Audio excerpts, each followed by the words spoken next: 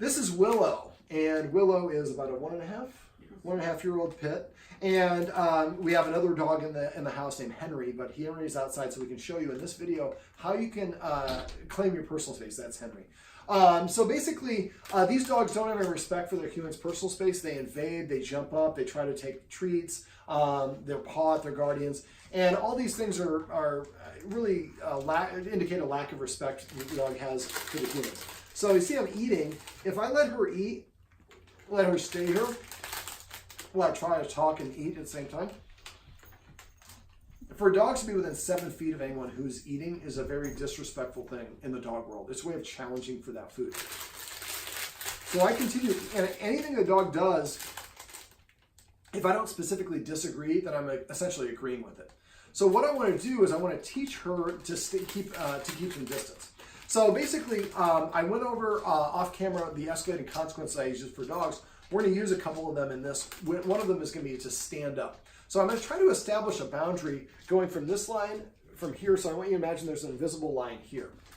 Now, if I can't achieve it with the chips, I'm going to just drop treats on the floor and show you how to do it. So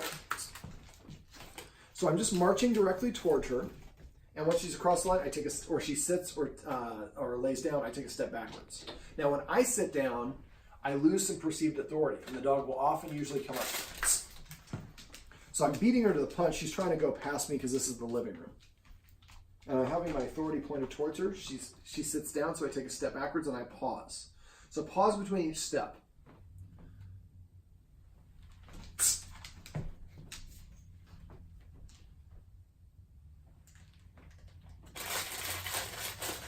The sound seems to be more of a trigger for her than the actual food. So what I need to do is I need to help her practice what I want.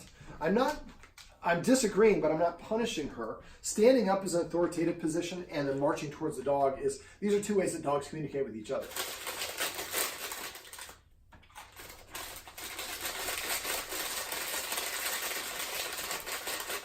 Now, most of us don't actually train our dogs how to behave the way we want in a certain situation. So as she started getting up, I was mirroring her. Now, we can establish this, and if we do a really good job, we can do it with other situations as well, like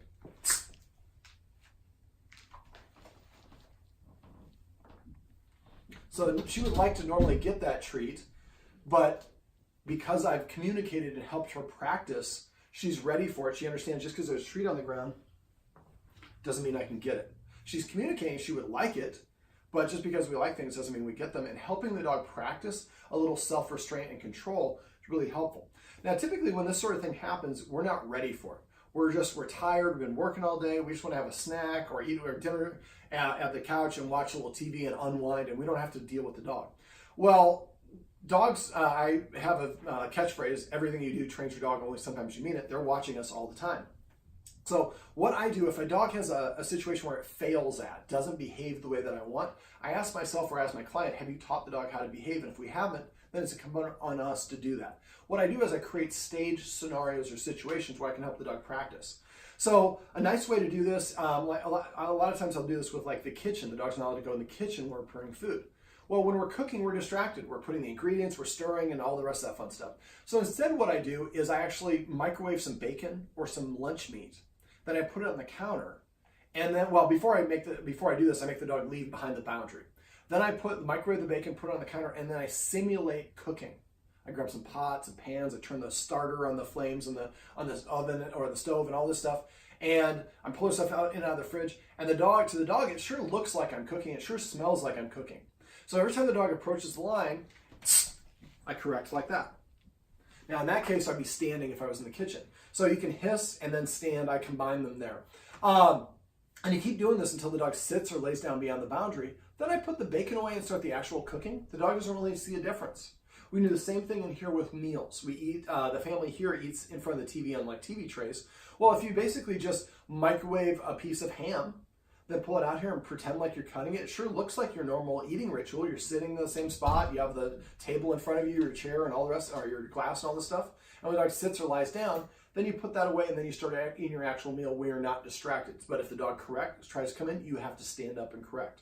So what I would do is I would suggest Is she resting her nose against that? That's pretty funny. So what I would do is create these situations where I have a little bit of a snack where you can help her practice. That's what we're looking for. Now I see how she's turned her body parallel or perpendicular to me. To a dog, front facing is confrontational. By turning it sideways, that's a good way for her to tell me she's not challenging me for this. But she's staying in the area, so she's communicating, I really would like these 2 treats, but I understand that it's not something I'm allowed to do. So when you do this, you're going to stand up abruptly. You got to, first of all, what you want to do is figure out where the line is. Like I said, I identified from here to there was the line, a diagonal line that I wanted to accomplish. Now, right now in here, we have a area rug on top of the carpet. We might reposition that so it's a little bit closer to both of these couches, and then that way the dogs could come like here or here, but they can't be on the area rug. It's a nice line of delineation. I also like these lines because it's also very, going from tile to carpet, it's easy to see where the difference is. So first thing, you identify where the line is, then create, and I would have this where I only do with this with one dog. We have 2 dogs and they're both pretty excitable, her more so than him.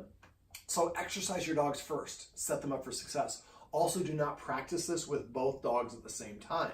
Alternate, maybe breakfast or lunch and dinner, we're doing it with a different dog and the other dog's outside. I wouldn't have the dog in the kennel because that's going to be confusing. Well, it depends on where you're doing. But the idea is to keep on repping this until the dog is naturally staying behind that boundary. Now, if it's an area that you do this regularly, I'll have like, if this was going to be something we're going to rep a lot, I might suggest you put painter's tape from that corner there on the floor so we can see exactly where that line is. The dogs will know better than we will, but sometimes I might be enforcing this side of the painter's tape. Megan might be doing the other side of the painter's tape. So we want to be consistent, just tell everybody we're enforcing always on the side away from the dog or whatever it is.